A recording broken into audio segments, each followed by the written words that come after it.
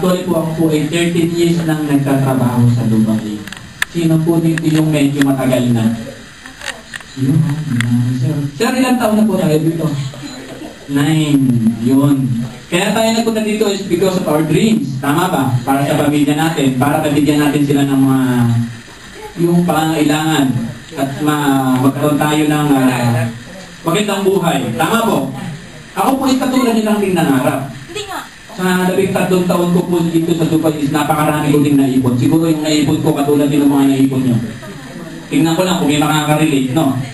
Nakaipon po ako ng 3 passport. 3 passport. Yung pong boarding pass ko po siguro ganyan ang kakapal.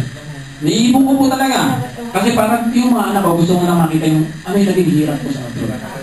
Akala nila pag nag-abroad ka, masarap. Akala nila pag nandito ka sa Dubai, pinupulot lang yung pera. Tama, di ba? So, yung remittance ko po ganyan ang nakapal. Bakit ba dumami yung boarding pass ko? Natatandaan niyo po yung year before na exit. Naranasan niyo yung terno mo. Yung passport ko po puno ng bahay. Yung sinasabi nilang pa-exit. Yun po siguro po mga 12 times ako umexit sa Iran sa fishing. Yun. Dami, di ba? So sabi nga nila, full of experience. Ang sabi ko, Lord, kailan ba mababago yung buhay kung pagod na ako? So usually, yun naman ang dinadasal natin para pareho. Tama ba? Yun.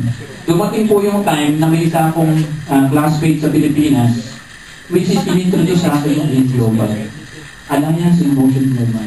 Actually po, nung ipinasend sa amin yan, hindi po taong katulad nyo na, yung katulad ko na nagpe-present sa inyo. Maswerte po tayo ngayon kasi meron tayong opisina. At the same time, marami po tayong mga good speaker katulad po ni Mr. Rajan.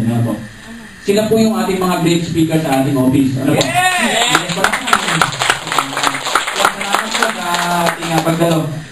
Nung nagkataon po na yun, nung ipinakita sa amin by internet, imagine niyo, lahat tayo nagda-laptop, nag-internet. Tama ba?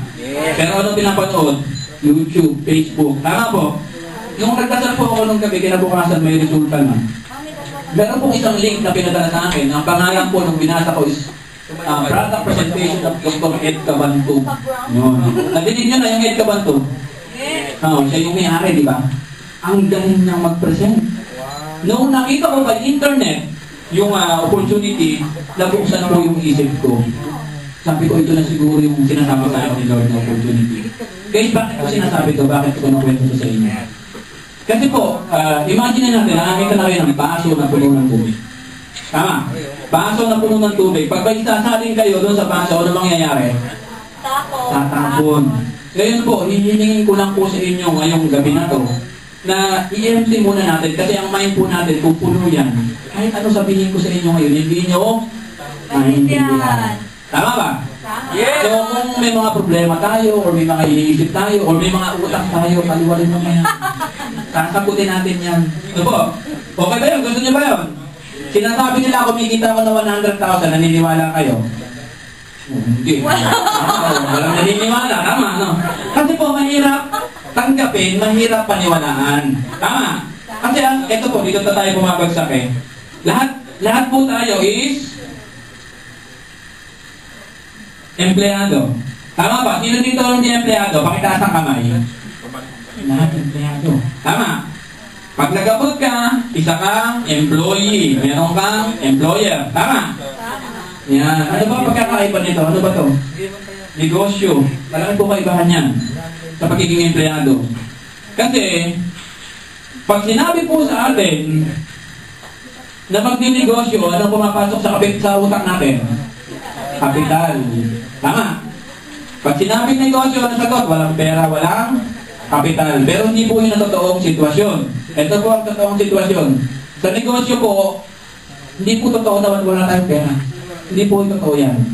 Sino po dito yung nagbakasyon na walang uwing pera? Natural, pag nagbabakasyon ka, usually ang uwi nyo is 50,000 minimum. Tama ba? Kaya lang, pag nandun na sa airport, anong gagawin? Nakakita ng plasma. Bibili hindi.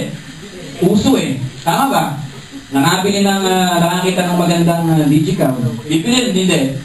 Bibili. 50,000, magkano na lang natira? Kunti na lang, di ba? Pag uwi sa Pilipinas, birthday, timing, birthday. Tama ba? Anong gagawin? Paghahanda na, bonggang-bongga. Tama? After 1 week, may pera, wala? Nung umuwi, may pera, wala? Meron. Tama. Ano ba sinasabi? Pag ako nag-abroad, pagbalik ko, magtatayo tayo ng negosyo para magkasama-sama na tayo sa Pilipinas. Tama. Yun ang mga pangako sa pamilya eh. Usually, yun yung mga palagi nating sinasabi. Pero ang nangyayari, may uwing pera, pero bakit hindi makapagnegosyo? Walang idea. Kapital meron, may perang uwi eh. Ako, yan. Kita natin. Walang idea. Pag sinabi ni Kumare, pare, magnegosyo tayo. Maganda tong negosyo. Pare, ikaw na lang, baka malugi. Yun ang sagot eh. Tama ba? Kasi, hindi niya naiintindihan mo yung negosyo. Hindi pa nga alam yung kitaan. Ang sagot ka agad, baka malugi. Kasi walang idea. Tama po. Pero dito, sa pagiging empleyado po, madami tayong idea dyan kasi yan po yung ipinoko sa atin, which is nung bata pa tayo. Sana makarelate kayo sa sasabihin ko sa inyo. Minsan pag nasasaktan tayo, nagigising tayo sa katotohanan. Tama ba? Tama. Ito po, yung pagiging empleyado, hindi ko po minamaliit ito kasi lahat po tayo dito yung tinatawag natin income. Dito po nagagaling yung source of income. Kasi nga po, ito lang yung itinanim sa atin, which is nung bata pa tayo. Ano ba sabi ng parents natin before nung nag-aaral tayo? Anak, pumasok ka sa school. Mag-aral kang mabuti. Pag nakatapos ka at nakakita ka ng magandang trabaho, gaganda yung buhay mo. Hallelujah. Tama. Nakakita na ba kayo ng mga OFW, karamihan, medyo na. Yan. Taas ang kamay, meron na kang kilala. Yan. Ba't ang lulungkot nyo? Sabi mo sa katabi mo. Tingin sa katabi mo, katabi. Tingin sa katabi. Bumiti ka naman. Sabi mo sa kanya. No. Ayan po. So, pagiging empleyado, ang haba po niyan, ang haba ng proseso niyan. Bakit? 6 na taong kang nag-elementary. 4 na taong kang nag-high school. 4 na taong kang nag-college. Nag-board exam ka. 15 years. Para kitain yung 12,000 sa Pilipinas. Tama o tamang-tama? Tama. So, kaya tayo nag-abroad. Diba? So, guys, kailan ba tayo magigising sa katotohanan na ito, nung araw ba, epektibo? Tama ba? Dapat magising tayo sa katotohanan na may mga bago ng vehicles para tayo umasenso. Ewan ko ba, ba't yung mga tao, diring-dire, pag sinabing networking? Tama. Ano lumalabas pag sinabing networking, ma'am? Scam, pyramiding, di ba? Pero madaming imaman. Madami, di ba? Maraming nagkakotse. Tama. Di ba? In global, 600 distributors na po yung milyonaryo namin. Kasi pag sinabi kang kitaan, katulad ko, 100,000 per month. Hirap tanggapin, no? Networking, no? Scam, no? Pero pag sa atin, sinabi mo ganito kita, sasabihin, pusher yan. Tama ba? Pero pag sinabi niyang sweldo mo is 3,000 dirham, totoo, hindi totoo. Ayan, kukwento ko lang po konti, ano po, konti-konti na. Nung nagsimula po ako sa AIM Global, ito po yung unang kita ko. Ito convert ko na po sa dirhams. Ito po, 1,500 dirhams po yung first month ko. Tapos, ang sweldo ko, 4,000 dirhams sa Dubai na po. Dito po, yung sweldo ko dito. Last 2011. Nung ginagawa ko yung AIM Global, after next month, ito po, sabi nila, hindi sigurado yung networking. Tama ba? Ito sigurado. Tama. Oh. After next month, yung 1,500 po, naging 3,000 yan. Pero ito, 4,000 pa rin. Tama. After following months, nung umabot na po ako ng 10 months, 10 months po, ito po, 11,000, ito, 3,500 na lang kasi madami na akong absent. Ano nang mas malaki sa dalawa? 11,000 or 3,000? 11. Ano nang maganda? Sigurado or hindi sigurado? Ha? Yung sigurado? Yung hindi sigurado. So, sabi ko nga po, ang nangyayari sa atin is dito tayo nakatali. Tama ba? Sino pinapayaman nyo dito? Employer. Ano ba yung employer? Negosyante. Tama. Dapat daw po pala makatawin tayo dito. Gusto nyo makatawin? Yes. Sino gustong makatawid? Taas ang kamay. Yes! Yung mga dami na. Yung iba nakatawid na po kasi mga member na sila. Lalo na po sila. Alam po, member na to. Yan. Yung po mga bagong inibita, huwag po kayong mag-alala. Nasa good health po kayo. Sabi nga kanina dito ni Sir Tim. Dito po, hindi namin kayo dadalhin sa masama, dadalhin namin kayo sa maganda. Yes! Okay ba yun? So, gusto nyo matutunan yung business? Yes! Ayan. Pengin tissue. Burahin mo natin.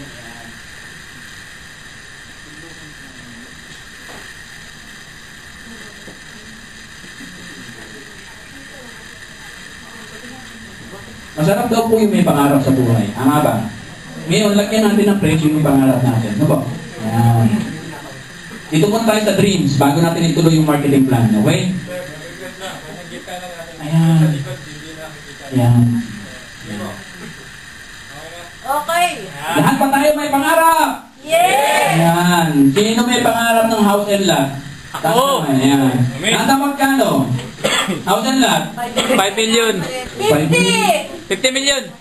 Magkano? 50! 50 million ang mahal naman. Siyempre! Yan. Yung bahay. Gawin na. Mangarap ka man, lakihan mo na. Laki eh, no? Pero kung sa Dubai, yung 50 million mo, maliit lang yan. No? Pero kung sa Pilipinas, depende yan kung saan mo tatayo. Kung sa probinsya yan, maganda na yan. May swimming pool na yan. Tama ba? Yes. Ayan. Kotse! Ferrari. Ferrari! Lamborghini! BMW! Ano ba? Lamborghini! Ha? Lamborghini! Spell Lamborghini! Kia na lang, Kia. Kia na lang. Madali. Ayan na lang, mahirap. O sige. Nasa magkano yung kotse? 30 million. Yung 25! Lamborghini, magkano yun? 25! Oh, 25 million. Ito, magaling. Dati pag si Upsroy, mas malaki pa yung bahay kaysa sa kotse, no? Yan maganda. At least mas malaki yung bahay kaysa sa kotse. Siyempre. Pag sinabing kotse, car lang ba? Hindi ba dapat? Cars! Sports Car, mas marami, di ba? Eh, So, sports. okay na yan. 25 million muna, no? Yung mga sports. Tapos, ano pa ba yung susunod na pangarap? Hotel lang, kotse, ano pa? Savings! Savings. O, ayan. Sabi ni ma'am, savings daw. Savings. Para magkano? 50! 50 million. Pangarap, no? O, ano pa? Libre yan! Travel. Huwag ka nang Travel. magtipid! Di ba? Sigaw na travel. Di ba? Magarap yan. Pag-usapan ko na lang rin pangarap para masarap tayo pag-usapan yung negosyo ko. O, travel daw. Mga worth magkano?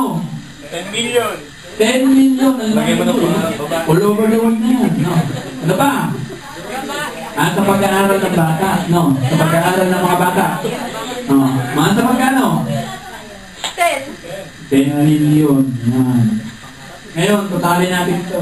May pangarap ka pa yata. Kulang pa, kulang pa. Number 2. Babae. 145 million. Yan. Ang sarap ng araw. Pag ganito po